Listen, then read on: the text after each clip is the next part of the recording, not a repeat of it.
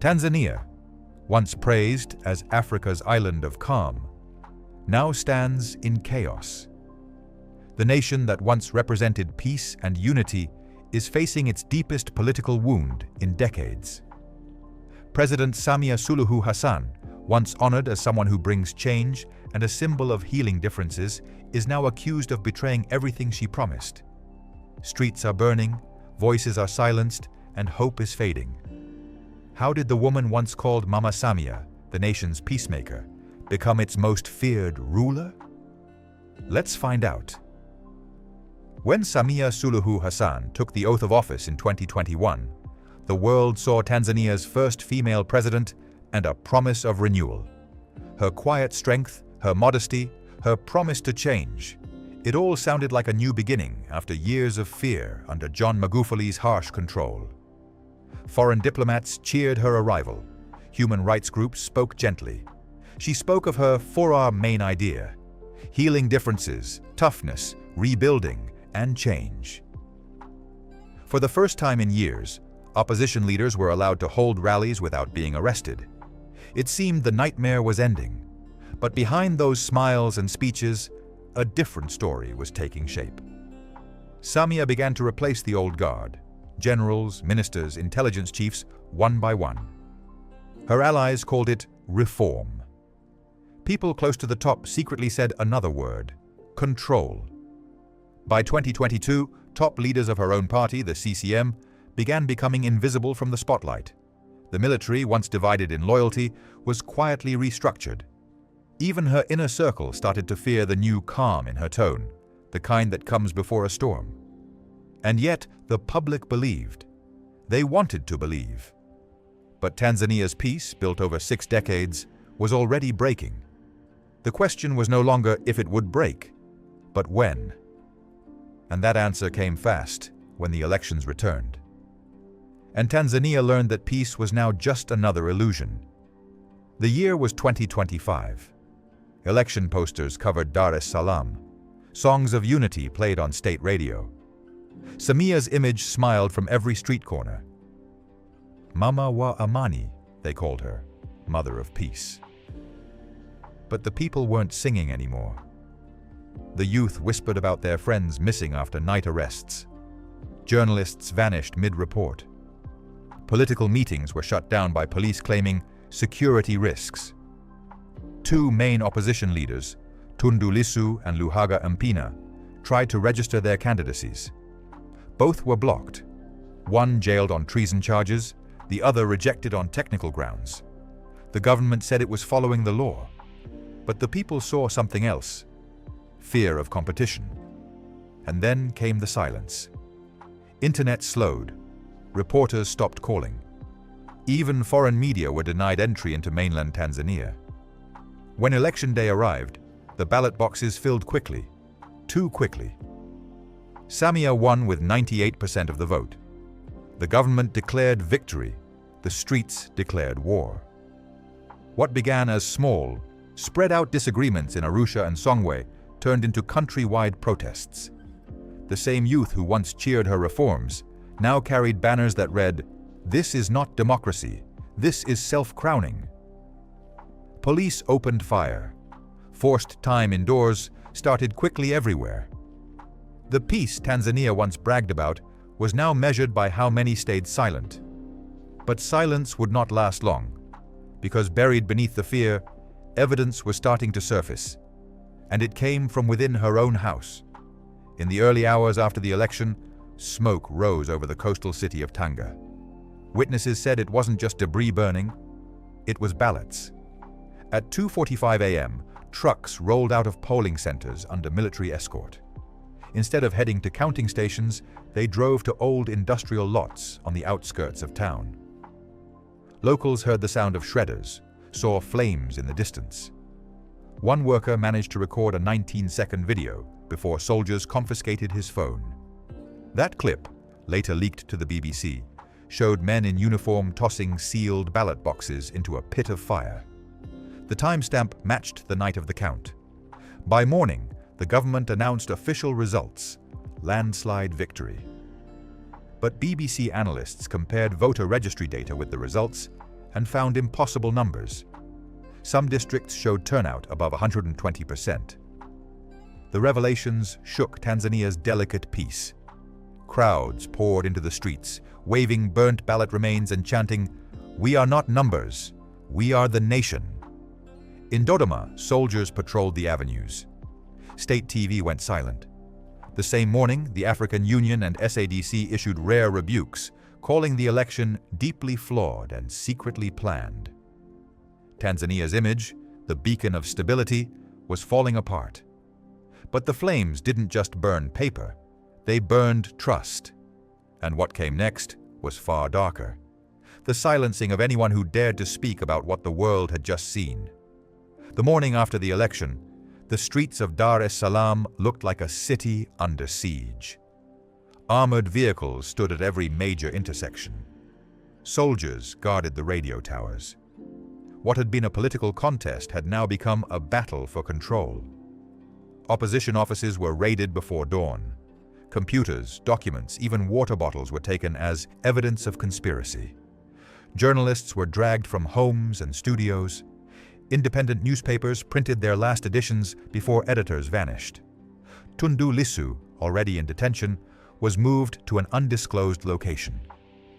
His lawyers weren't informed. Luhaga Mpina, disqualified before the vote, went into hiding. The government claimed both men had incited violence. No one could question the narrative. The internet was down again. Broadcasts were one-sided. Only the state channel spoke. Calm voices reading the same message over and over. Peace has returned. Do not be misled by foreign propaganda. But peace was nowhere to be seen. Across Zanzibar, secret, vehicles cruised through the night, stopping at homes of activists and students. Entire families disappeared. Neighbors whispered of black vans and midnight knocks. The government dismissed every report as rumor. Yet inside the ruling party, even loyal members began to feel the walls closing in. A CCM insider told BBC reporters, "The revolution she promised has turned into secret watching." Tanzania's democracy, once a model for Africa, was breaking down openly. And as the voices fell silent, one image cut through the blackout, a photo that no one was supposed to see. The photo came from a secret giver of information inside the Ministry of Interior. It showed 3 men in plain clothes escorting a person whose eyes were covered from an airport hangar. The file name read, Mpina Transfer Sure 4. For weeks, rumors swirled about opposition candidates being taken to secure facilities. But the image confirmed it. The disappearances were organized. International outrage spread fast. Amnesty International called for an investigation. The government called it fake image. Yet BBC analysts verified the timestamp and coordinates. Julius Nyerere International Airport, 3:12 a.m. It was certain. At the same time, families of detained activists received unsigned letters demanding silence in exchange for safe return. Many complied. Some refused. Those who spoke out were never heard from again. A Tanzanian journalist, speaking from exile in Nairobi, said, "They are not killing the opposition, they are erasing it." Meanwhile, SULUHU's speeches grew colder. She accused foreign hands of stirring chaos. Every question from reporters was avoided answering as an attack on national stability. In a chilling address, she said, "Discipline is not dictatorship. It is the medicine of a restless nation." The people watched, stunned. The reformer they once trusted now sounded like the very cruel rulers she had replaced. But while the government erased its enemies, a different storm was building. One from within the ruling party itself.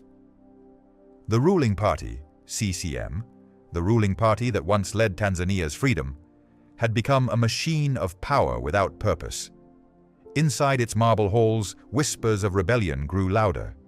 Veteran members, those who had stood beside Nyerere, began questioning the new direction. They saw a leader only fixed on power, not progress. But in Samia's world, questioning meant disloyalty. One by one, critics were removed. Senior ministers were retired for national interest. Governors were replaced with newcomers loyal to her faction. Even the intelligence services were reshuffled, as SULUHU installed allies from her Zanzibar network. A secret BBC document revealed how CCM's internal meetings were now recorded, monitored, and written down for the president's office. Party democracy had died, replaced by secret watching and fear. In the markets, people whispered, "CCM is no longer a party, it's a crown."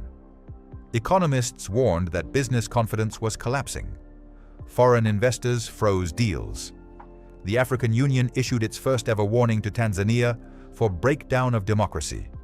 And in universities, where students once debated policy, only silence filled the halls.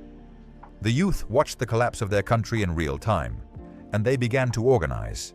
The blackout had silenced journalists, the arrests had broken politicians, but there was one force the government could not control.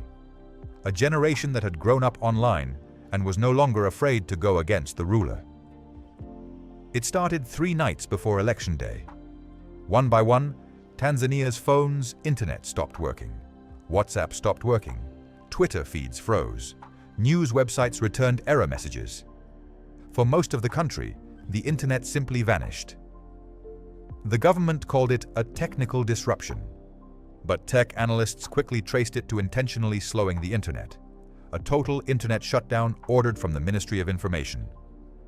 Journalists tried to bypass the blackout using satellite phones. Many were caught.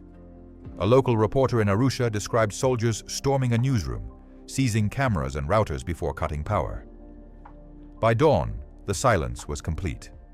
It wasn't just about stopping rumors, it was about control. For the first time in Tanzanian history, an election took place in the dark, with no international monitors, no live coverage, no public counting. In Zanzibar, fishermen said they saw Coast Guard vessels blocking ferries, trapping the islands in separation. Opposition agents, unable to communicate, disappeared into the night. Foreign embassies tried to reach Dar es Salaam for updates. No calls went through. Tanzania had turned inward, sealed off from the world.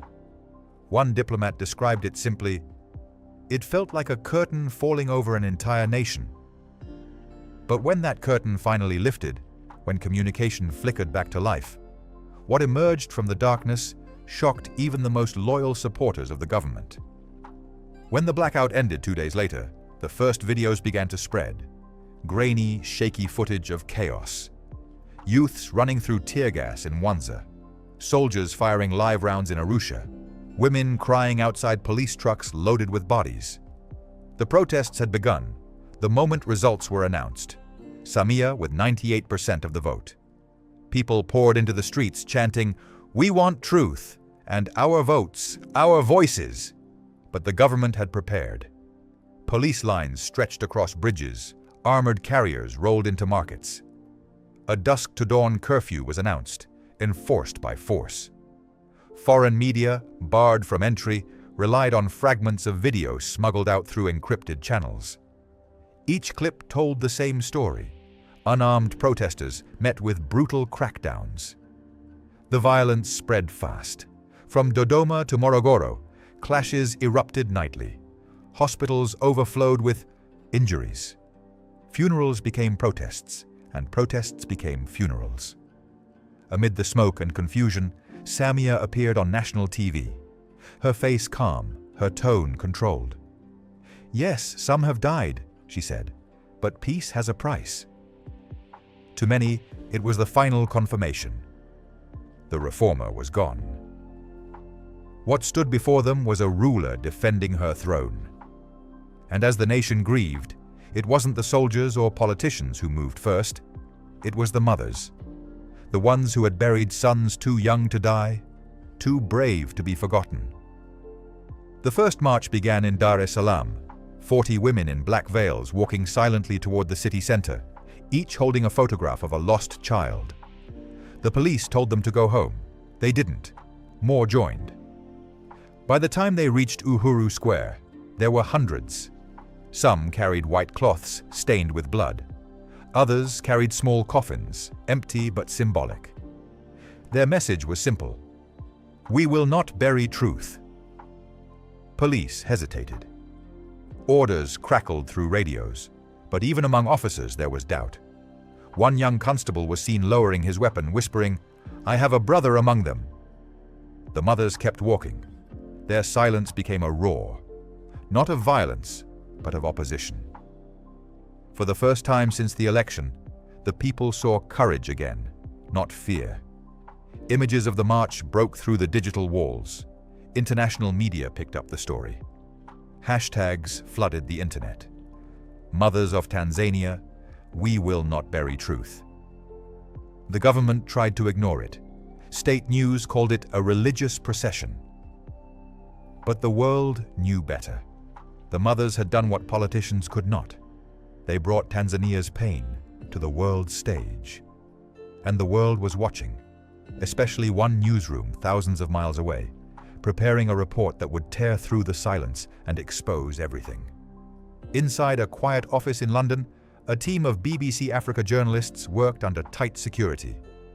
For weeks, they had collected smuggled footage, satellite data, and witness statements from inside Tanzania.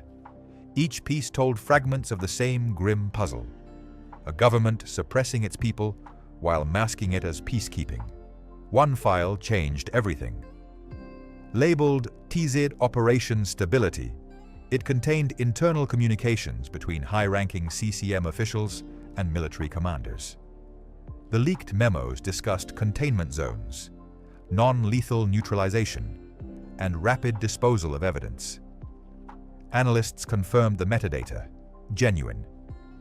The BBC prepared a special investigative segment titled "From Reformer to Ruler: The Real Story of Samia Suluhu Hassan." Before it aired, they contacted Tanzanian authorities for comment.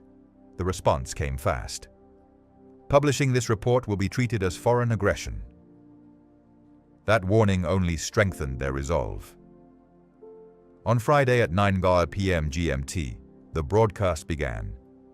Viewers across Africa watched footage of soldiers firing into crowds, trucks removing bodies, and senior CCM figures approving restoration directives.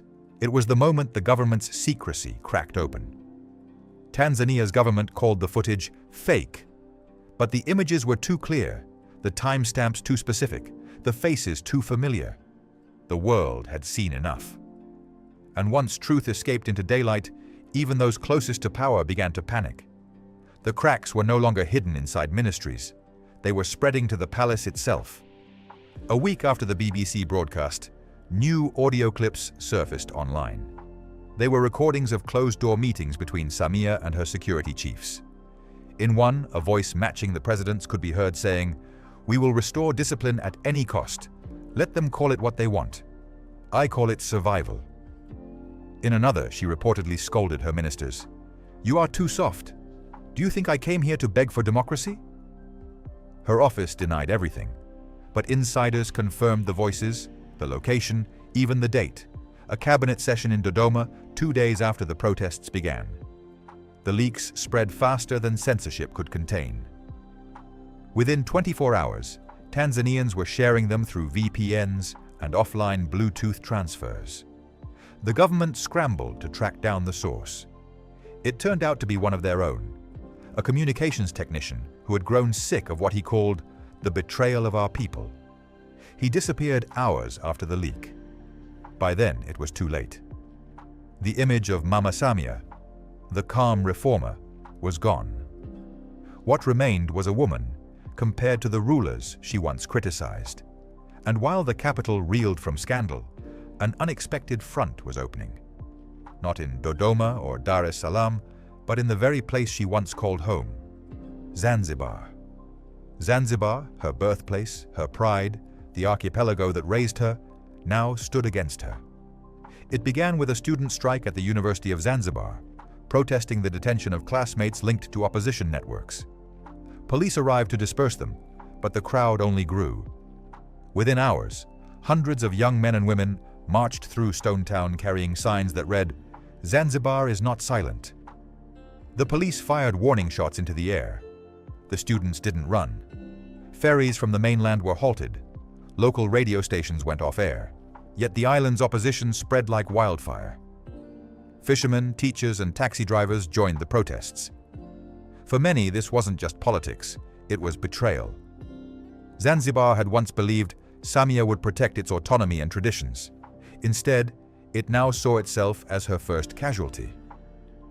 By the week's end, the island was under partial lockdown. Still, crowds gathered every evening at the old port, chanting, "Mama, you have forgotten your children." From the balconies of her childhood home, one could hear the echoes of dissent rolling across the sea. Even the waters that once carried her rise to power now carried rebellion back toward her. And, soon, that rebellion would no longer be confined to the islands. Africa itself was about to speak, and the truth, once whispered, would become a storm. The morning after the Zanzibar uprising, African media outlets broke their silence.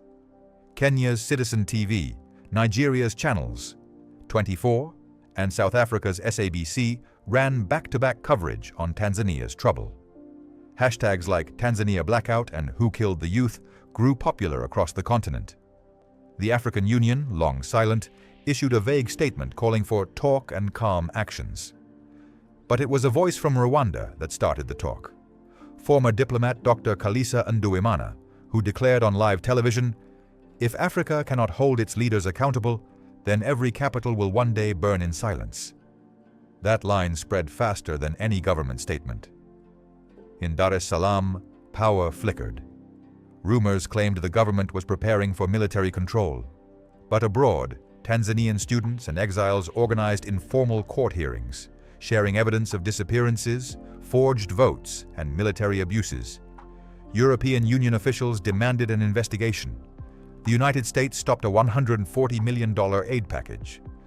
Within 48 hours, Tanzania's image, once of stability, broke violently across the global stage. For Samia Suluhu Hassan, being alone was closing in. Allies distanced themselves quietly.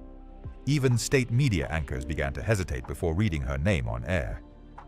And as the world's cameras turned toward her, a different kind of pressure began to rise.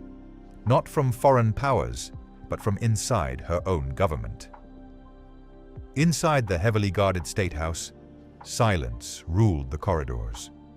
Ministers spoke in whispers, watching each other closely. Everyone knew the truth. The system was fracturing. The intelligence chief reportedly warned Samia that loyalty inside the military could no longer be certain. Several senior commanders had refused to follow new crackdown orders in Arusha and Mwanza. Some quietly withdrew troops, claiming equipment malfunctions. For the first time, she was alone in her war. In the same week, a convoy meant to carry her to a national address was abruptly rerouted. Protesters had blocked the main highway. Helicopters circled above.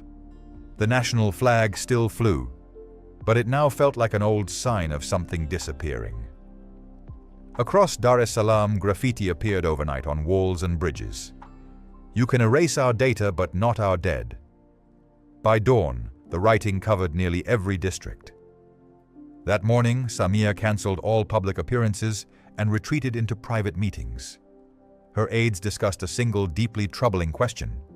Could she still hold the country without destroying it? But history rarely waits for permission.